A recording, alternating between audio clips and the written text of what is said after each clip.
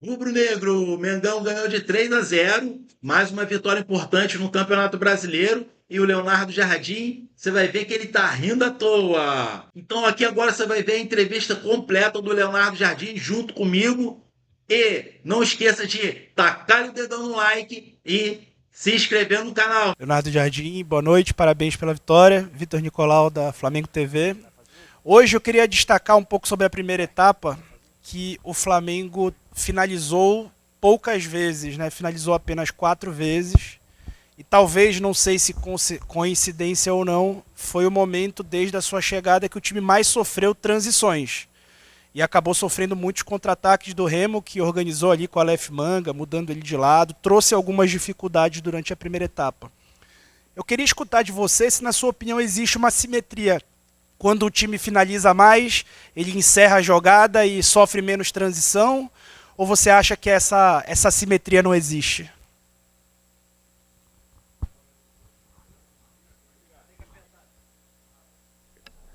Boa noite a todos.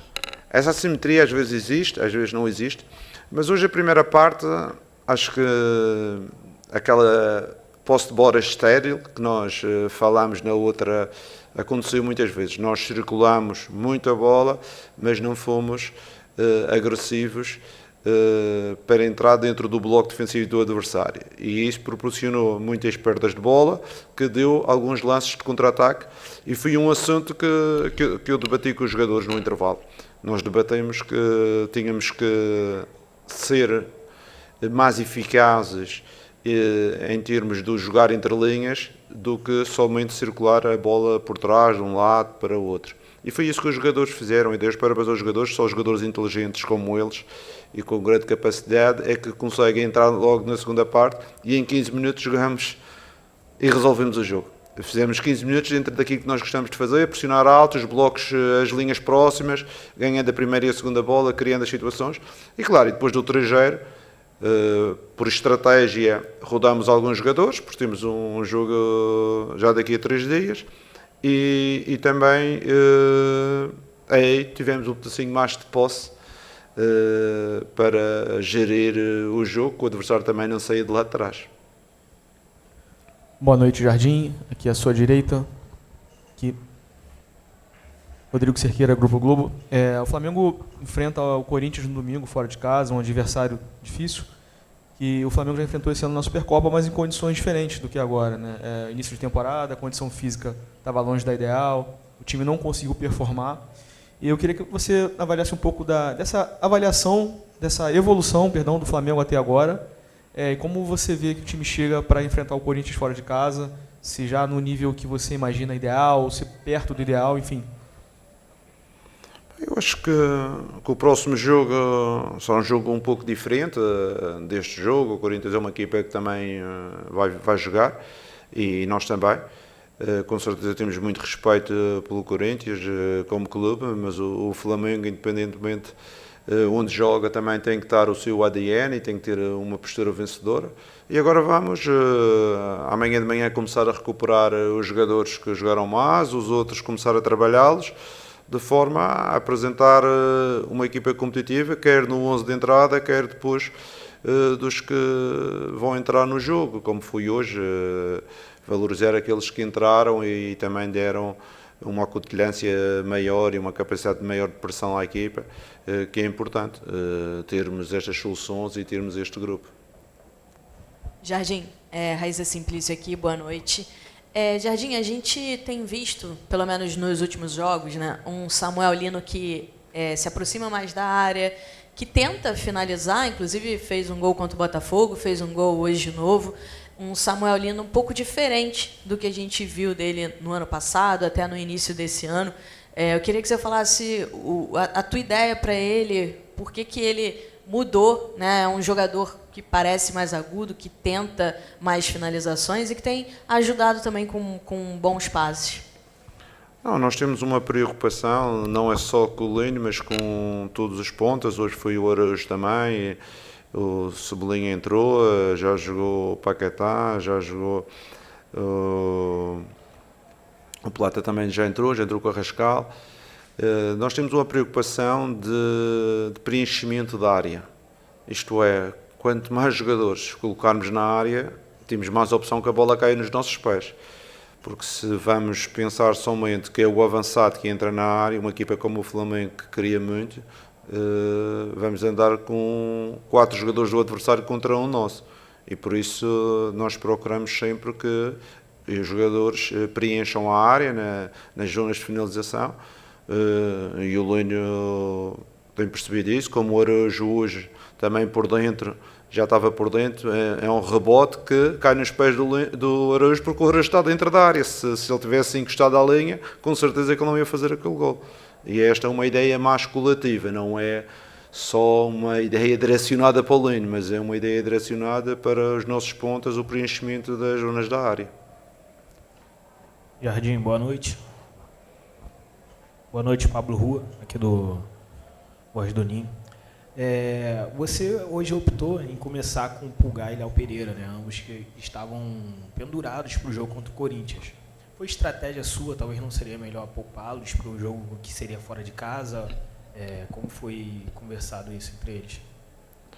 Eu sinceramente, a minha opção foi começar com os jogadores que eu achava mais pertinentes para este jogo, de forma ao ganhar, que era o mais importante. Em relação ao próximo jogo, claro, com certeza que a gente agora começa a pensar no próximo jogo e esses 2 jogadores estão fora. Mas sinceramente, um elenco com a qualidade do Flamengo, todos aqueles que jogarem têm que demonstrar porque é que estão aqui no Flamengo. Se eu não me engano, a final da Libertadores tinha 1 ou 2 jogadores menos utilizados e acabaram por até fazer gol decisivo, o Danilo. Isto aqui é um elenco no futebol, não podemos pensar que temos 11 para os jogos mais importantes e os outros são para os jogos menos importantes. Para nós importante é o adversário não tem nome.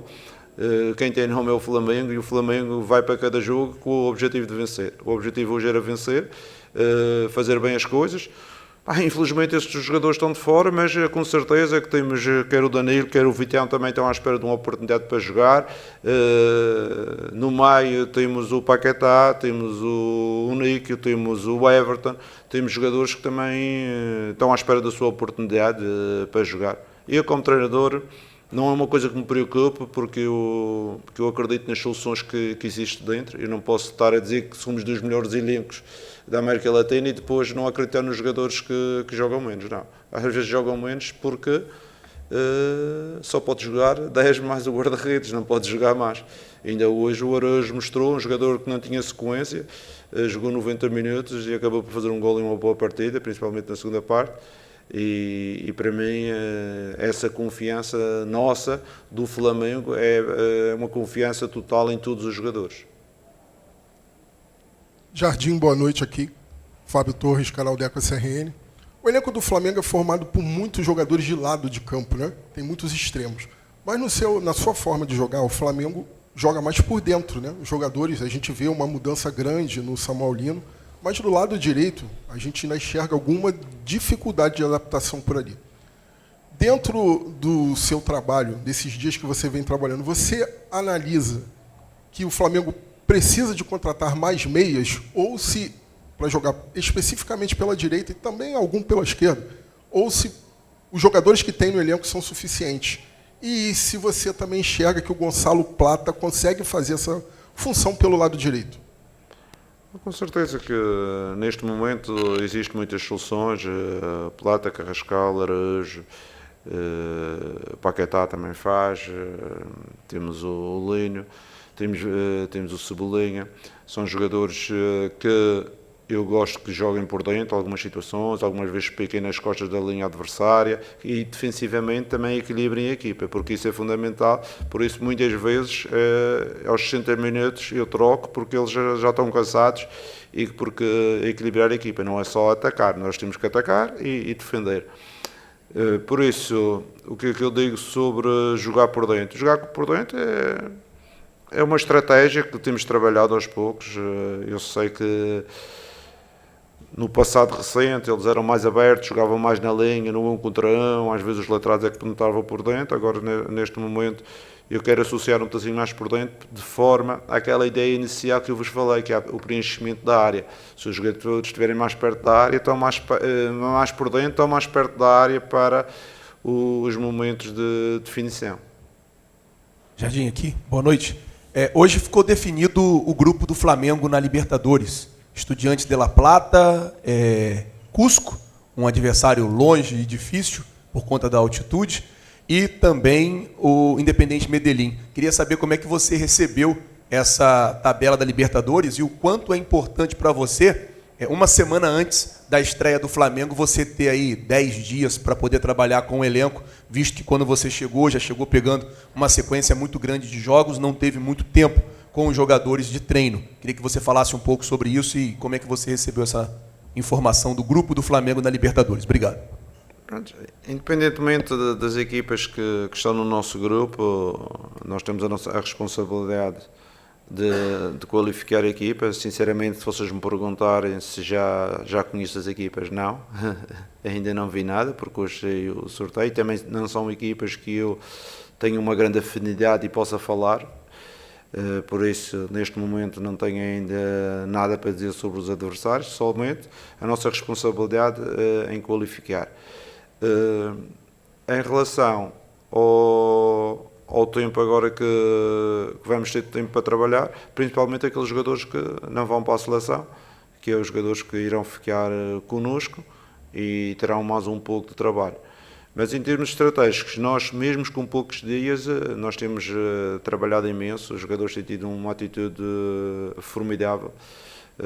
Amanhã de manhã já estamos lá no CT para voltar a treinar. E isso, com a colaboração de todo o staff do Flamengo, temos conseguido rentabilizar o pouco tempo em muito trabalho. Boa noite, Jardim. Aqui no meio, Davi Ferreira, do Jornal Globo. Parabéns pela vitória. Numa resposta anterior, você citou alguns jogadores que ainda não chegaram a jogar com você, né, como o Danilo e o Andrew. Mas eu queria também te perguntar sobre o De La Cruz, né, um jogador que também ainda não entrou nos 4 jogos que você comanda o Flamengo. Ficou fora do jogo contra o Botafogo por causa do gramado sintético, voltou à relação hoje, mas não entrou em campo. Queria saber qual a situação dele no momento, como é que você pensa em utilizar, se tem alguma limitação física, né? Como é que você pensa a utilização do De La Cruz na temporada? Obrigado. Não, o De La Cruz é um jogador que toda a gente conhece pela sua qualidade. Algumas vezes temos de ter algumas preocupações pela condição dele, como foi no Botafogo, não foi no grupo. E depois a estratégia não tem passado por alterar, o Jorginho está bem, não é? Depois a gestão temos feito com outros atletas, mas é um jogador que eu sei da qualidade dele, é um jogador internacional, é um jogador que quando for chamado, como hoje foi o Araújo, acredito que ele vai performar dentro daquilo que é a qualidade dele. Jardim, tudo bem? Boa noite. Gabriel Orfão, canal Paparazzo Rubro Negro. Jardim, ainda falando sobre o grupo do Flamengo na Libertadores, eu estava dando uma pesquisada rápida aqui e até peço que você me corrija se eu estiver errado, mas pelo que eu pesquisei, você só comandou um jogo em altitude, em competições continentais, o jogo do Cruzeiro contra o Mushuc Runa, do Equador, no ano passado. Eu queria saber como foi a sua experiência, né, estar na beira do campo em um jogo na altitude e como é que você analisa, né, jogar numa altitude até maior, né, que a do Cusco é maior que a do que você estava no passado do Cruzeiro contra o Mushuc Runa. Obrigado. A minha sensação nesse jogo foi a bola devido ao ar torna-se muito mais rápida, não é? E muitas vezes essas equipas têm um jogo muito mais direto e um jogo muito assente em duelos. E nós temos que colocar a bola no chão e tentar jogar aquilo que é o nosso ADN, com responsabilidade, e na fase defensiva temos atenção às situações que eles podem proporcionar, principalmente remates fora da área, bolas paradas, tudo isso. A bola, como apanha um pouco mais de velocidade, é preciso ter os níveis de atenção e de concentração muito altos. Jardim, boa noite, Marcos Gabriel, da Rádio Vai Vai Brasil Itália. Hoje foi seu 4º jogo como treinador do Flamengo, ainda não sofreu gols, e a defesa no início do ano foi um grande problema do Flamengo nesse início de temporada. E relacionado a isso, essa semana teve a convocação da Seleção Brasileira e 3 defensores do Flamengo foram convocados: Alexandro, Danilo e Léo Pereira. Eu queria que você falasse um pouquinho do momento esse bom momento da defesa do Flamengo e a importância desses 3 jogadores para o seu time.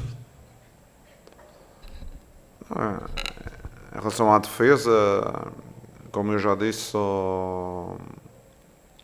só os jogadores inteligentes e de capacidade é que conseguem entender quando damos alguns feedbacks em termos organizativos. Foi isso que aconteceu durante este tempo. Trabalhamos algumas situações, não em excesso, mas em termos de organização pontuais de alguns momentos. Eles compreenderam bem e por isso acredito que estamos um pouco mais compactos. Apesar de hoje, no primeiro tempo, não gostei de 2 ou 3 saídas de contra-ataque e conseguimos retificar isso no intervalo.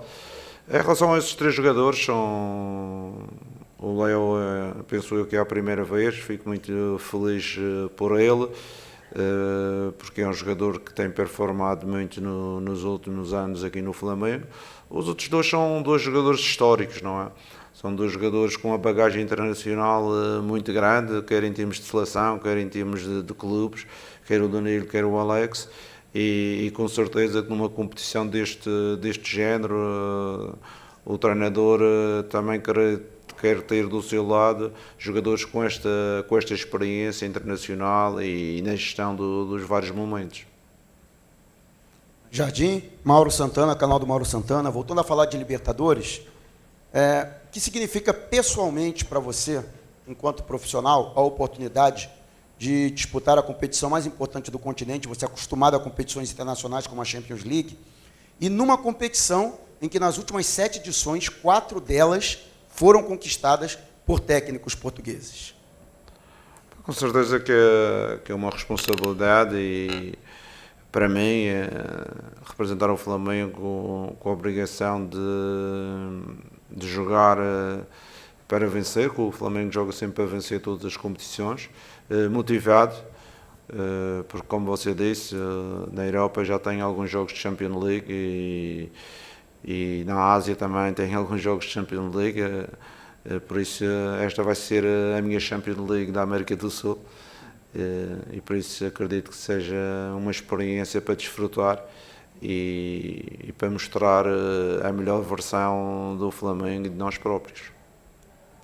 Jardim aqui, Bruna Medeiros do Desflá.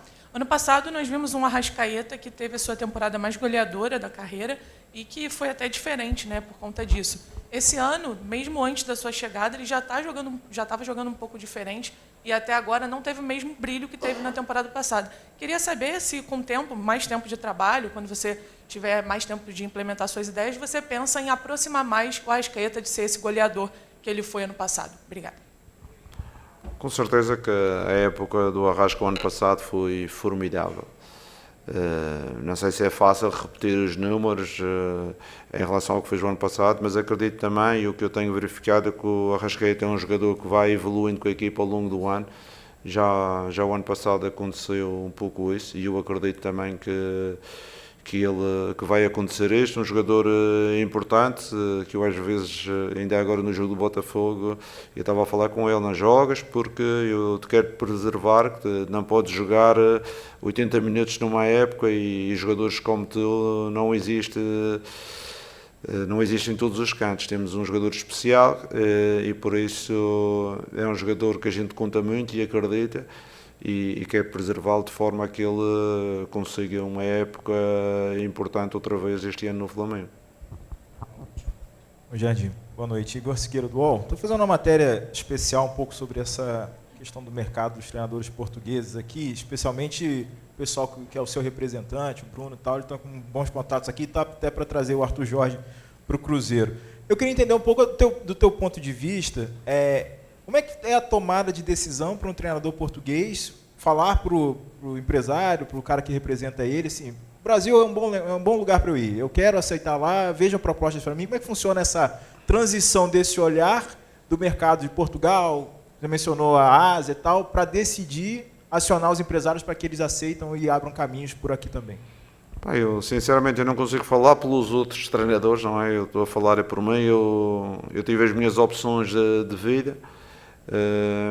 Passei grande parte da minha vida na Europa, em vários países, em Portugal, na Grécia, França, Mónaco.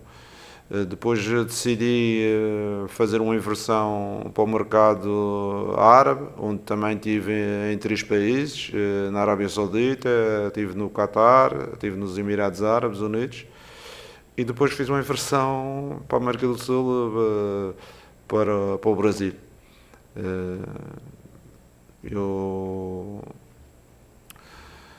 Isto tem sido as minhas decisões em termos da minha carreira. Não sei o que é que acontece com os outros treinadores.